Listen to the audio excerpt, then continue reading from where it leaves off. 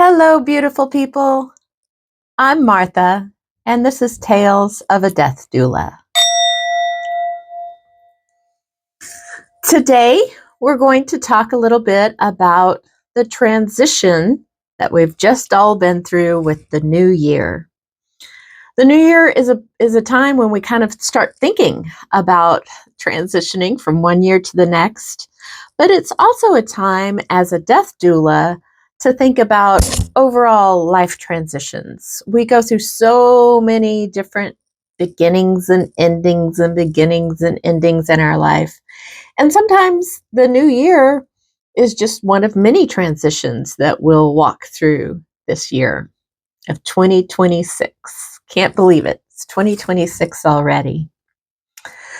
So, as a death doula, it's very important how we meet transitions. Times of transitions are usually times kind of an in-between, a liminal space between what we knew and what we kind of were getting to understand about ourselves into an unknown future that we don't know yet what it holds.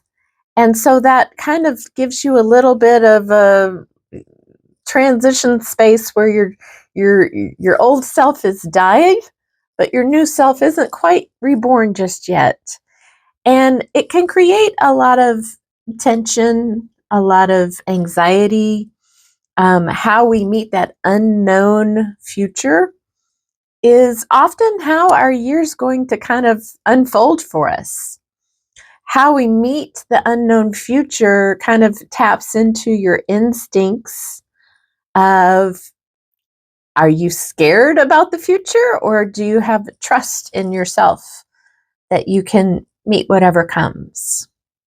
My personal instinct that I'm focusing on for this transitional kind of period of this loosey-goosey time when I can't remember to write the correct year yet. It's just started and I'm not quite transitioned into the new year. I'm going to meet three things. I'm going to meet it with heart-mind coherence. When your heart and your mind are on the same track and you get that parasympathetic nerve system sending the neurons back and forth between the heart and the mind, that's called heart-mind coherence. That's one of my big instinctive things that I want to work on this year. I'm going to meet it with wisdom. The wisdom of all of my studies. I have been a student of philosophy for many years, and I know things through personal experience. One of the beauties of being a little bit older is I've had a lot of personal experience and can tap into that wisdom that I have. And then the third thing that I'm going to focus on this year is trust. Trusting myself. Trusting my body. Your body kind of knows and reacts to situations, and you can handle so much more than you think you can if you just trust yourself and trust the wisdom and knowledge that you've gained through all of the experiences in life. So heart coherence, wisdom, and trust are my focus areas this year, and that will kind of lay the groundwork for how I go into this unknown future as we walk into this new year. Because the future is unknown, it's a choice. You get to choose. How do you greet the unknown? It's like you've walked up to the edge of a pool, and are you going to shrink back and contract in fear? Or are you going to open wide and do the Kool-Aid plunge into the unknown future? I like to always remind myself whenever I meet a new transition and I start thinking about, oh my, I don't know what's going to happen. I don't know what's going to happen with our government. I don't know what's going to happen with the world. We've got a lot of unknowns happening right now all around us. their finances, with their health care, with job stability, all of these things that are happening all around us. And I have a quote that helps me kind of reel it back in, and so I don't spin out and worrying about all of the factors that play into my life. It's a quote by Albert Einstein. I can't say his name. Albert Einstein. And I'm going to paraphrase it here, but it's a wonderful quote. It really helps kind of give me agency as I choose how I'm going to meet this future, how I'm going to meet these unknowns. And the quote, again, I'm paraphrasing, I'm not quoting directly, but he says the most important decision we can make is whether we believe we live in a friendly universe or a hostile universe. He says it's the most important decision because this single belief tells your nervous system how it responds to change. It tells your heart, is your heart open and expanding to new ideas and new ways of being, or is it contracted in fear and closed off and shelled off? It really helps you kind of meet a new way of being, a new change, so many transitions of changing jobs. I'm in the middle of changing a client. I'm a consultant and I have a new client, and any kind of new change, any kind of new beginning, something ended and something is beginning. That can be in relationships, that can be in jobs, that can be in housing. You can move. There's so many ways that these kind of changes can flow through, and ultimately how you meet death. Are you living in a friendly universe that loves you and cares for you and will guide you through, or are you in your mind living in a hostile universe that is against you and that you will fear and have a lot of fear about? So, as we step into this new year, this new time of transition, these are some pointers that can help you along your whole life path and help you greet this year. You have a choice, it's all about your choice. So, let's talk about it. This new year, we mentioned, is a liminal space. So, everybody thinks, oh, New Year's Eve, boom, that's the time. And that's the only time that you can celebrate this change and transition.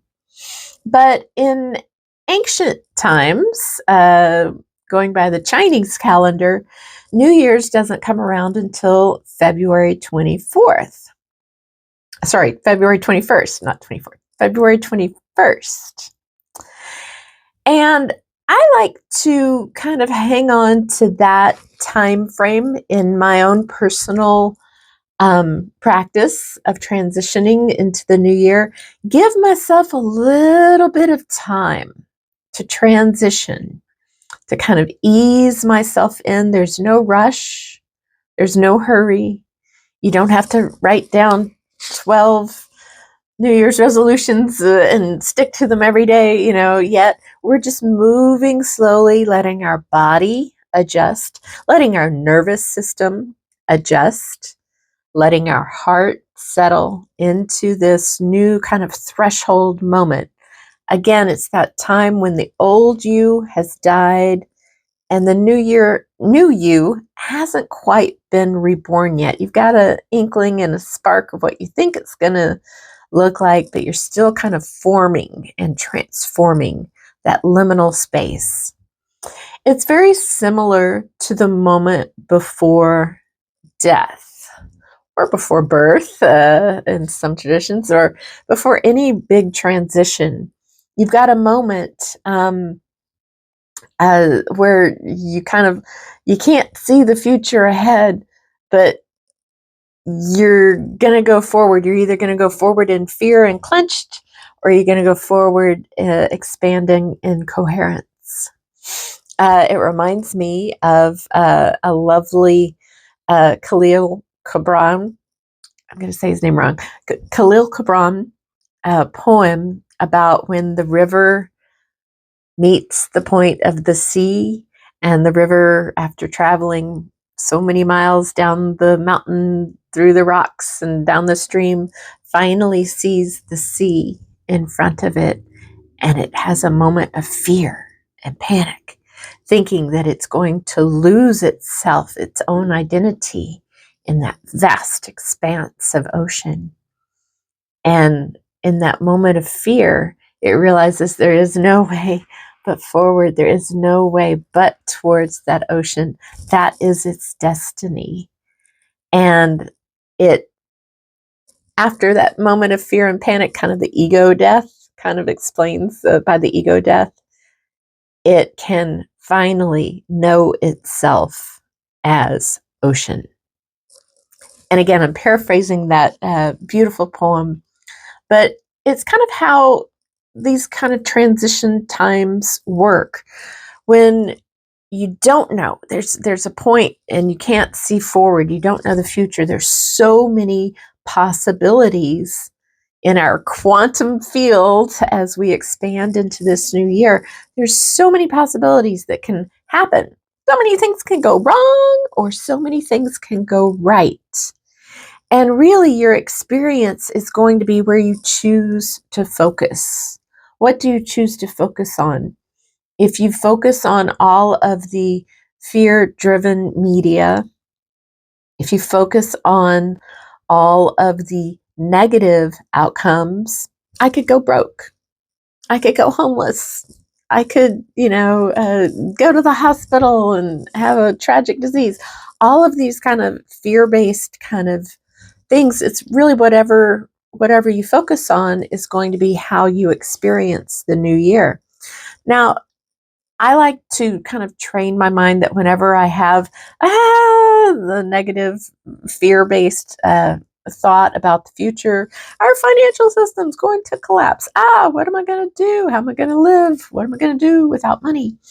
I meet that with three positives. I try to meet any kind of negative fear-based behavior with three positive, focus my attention on the positive things that can happen. And so with that example of worrying about what's going to happen to our financial system, it's that's always a worry. But if you can say three positive things of I'm taken care of, I'm safe, I have a good situation, and I'm putting it out there to the universe that things are only going to get better. Things are only going to improve with my financial situation.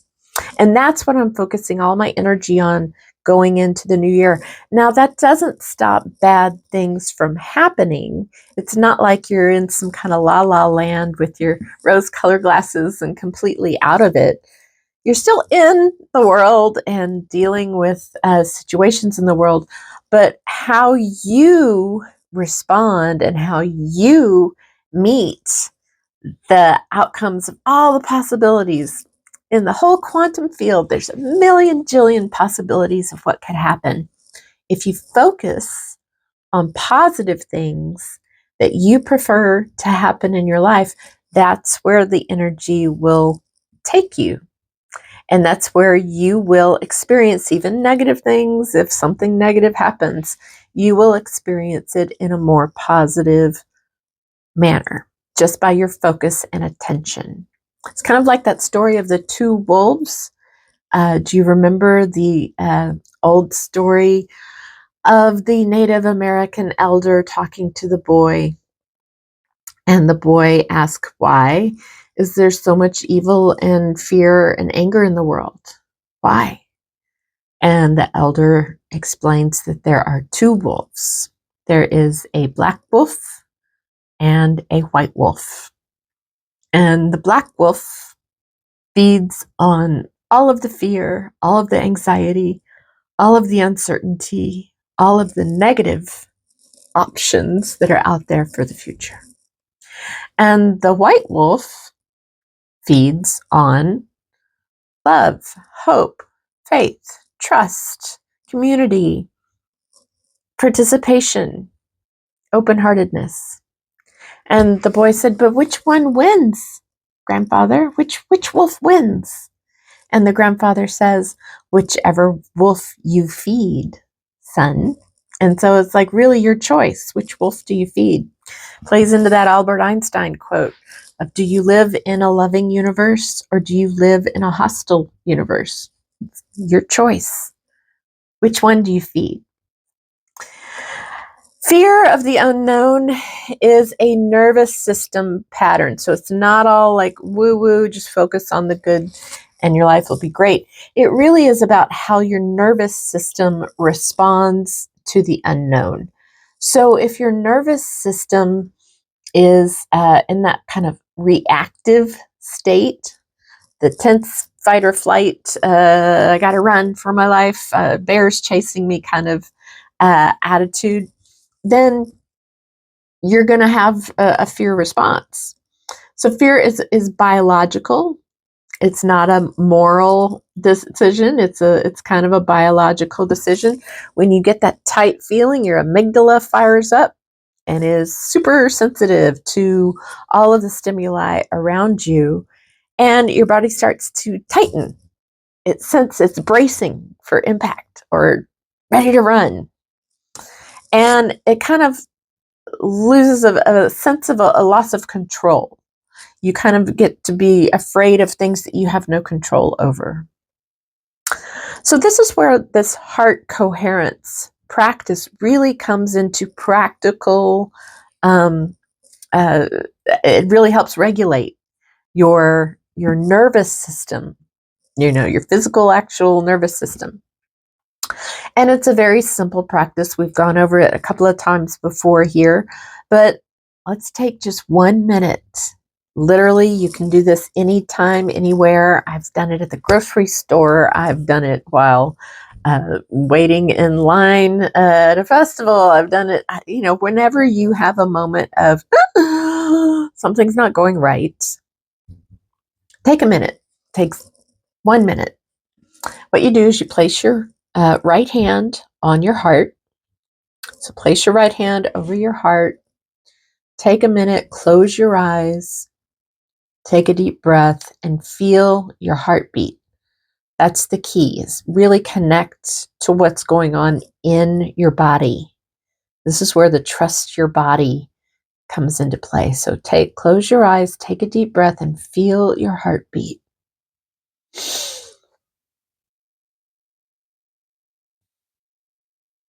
Just take several deep breaths.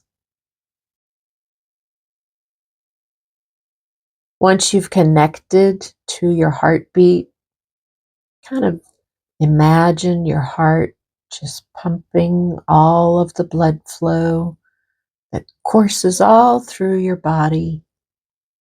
Your heart has more neurons in your heart than in your brain. We used to think that your brain was your decision maker and that your brain was kind of running the whole show.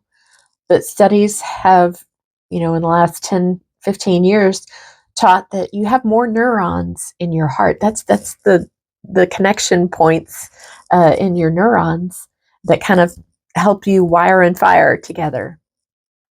More neurons in your heart. Your heart sends more information to your brain than your brain sends to your heart. Your heart is your center of knowledge. It truly is. And so when we focus on our heart and we visualize our heart sending out loving kindness all throughout our body, and then visualize you having those scrambled, rough and tumble kind of thoughts, and just dropping them into your heart space. Literally, I think of it like a bucket. Like I'm just dropping those scared, I don't know kind of thoughts into the bucket of my heart. And then I envision that my heart just kind of pumps it through. Your heart knows. Your heart always knows. Your heart cannot lie. Your heart does not lie. Your heart is your center of truth. Your heart is the connection point where the divine wisdom comes through. And so if you can think for a moment, whenever you're afraid, whenever you're angry or fearful, dropping those fears into your heart. And this gives you a moment of pause, if you will. It kind of gives the universe a minute for you to figure out, what do you need to do? Do you need to run for real? Like, is this a running situation? Do you need to stay present, stay grounded? Do you need to take some sort of action? Do you need to clean your house and get your house in order so that your mind is better organized? Do you need to, what do you need to do? Your heart can always guide you whenever you're in a moment of, things are happening all around me and I don't know what to do and I'm afraid.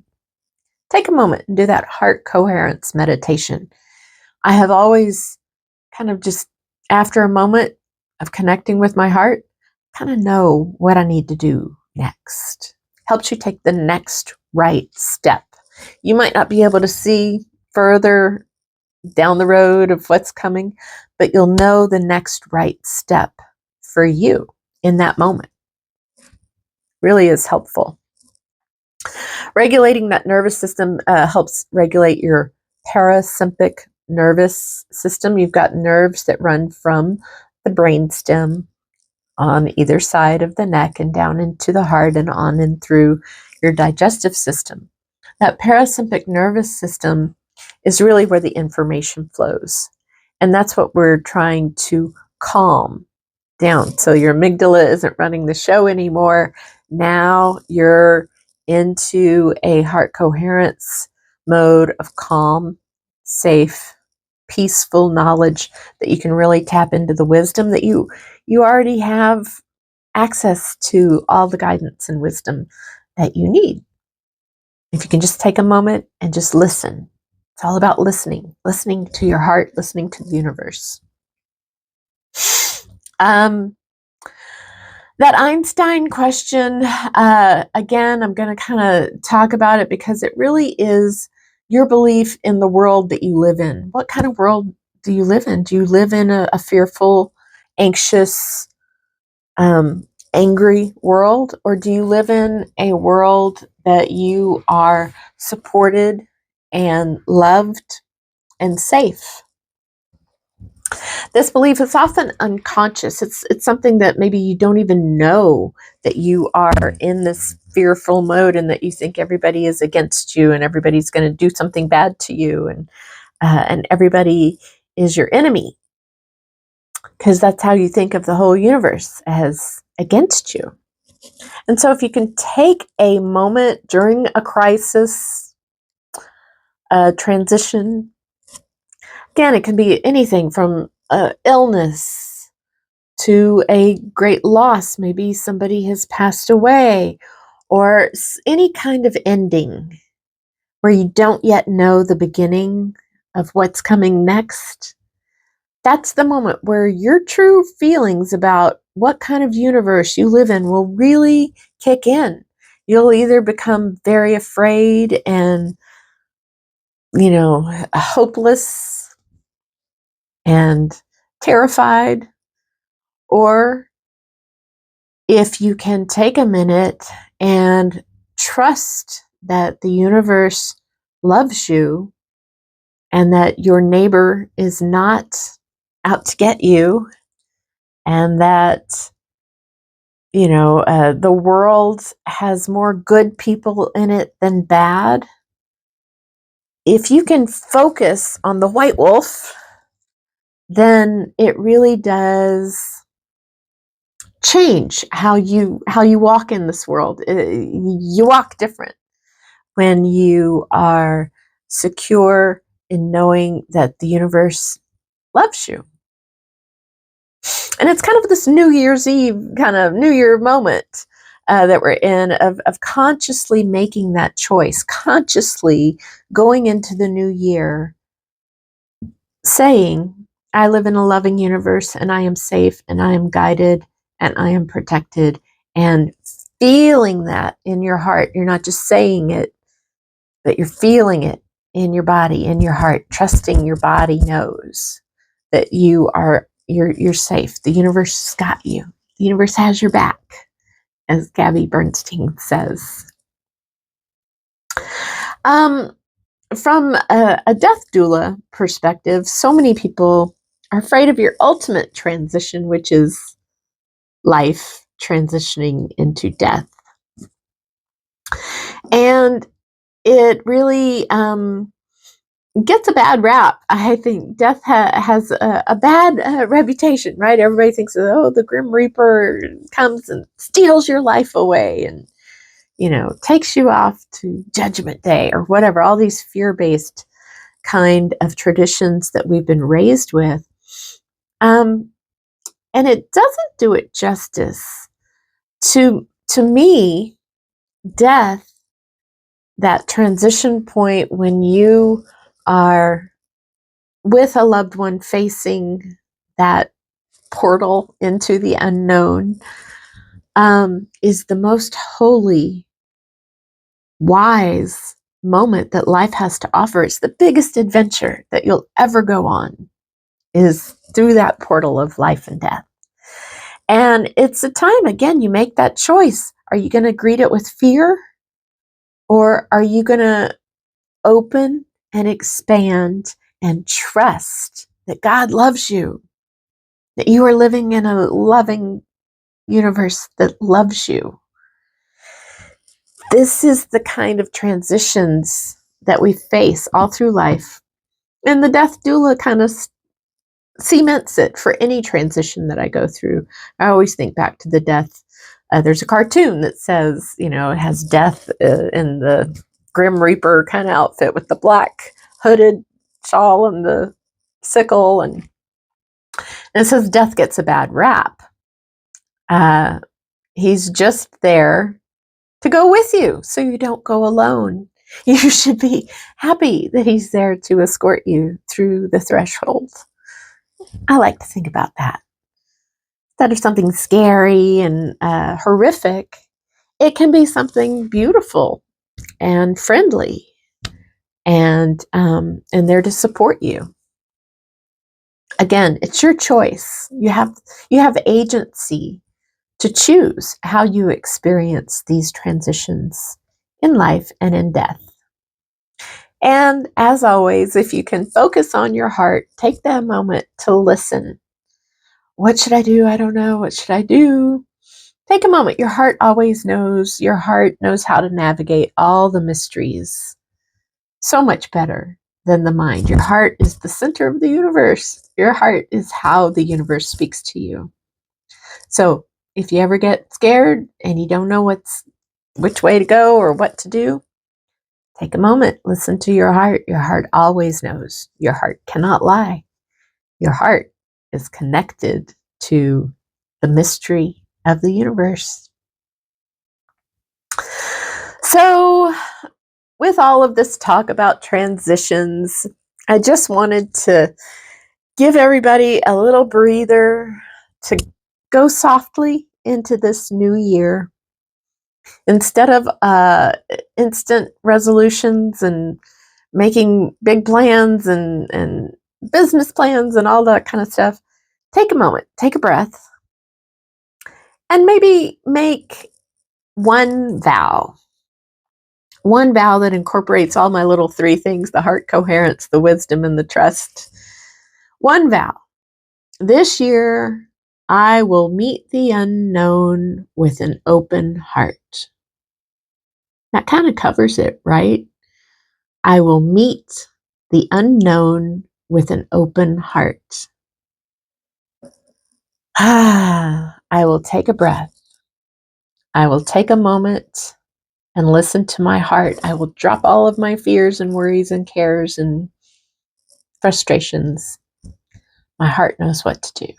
I will trust my body. I will trust my heart to guide my path forward, even if it's just the right next step.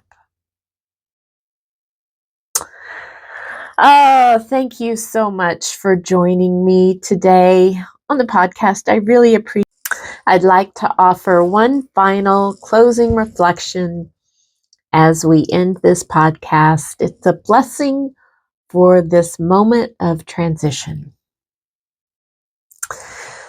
So close your eyes and hear my voice. May you feel the preciousness of your own breath.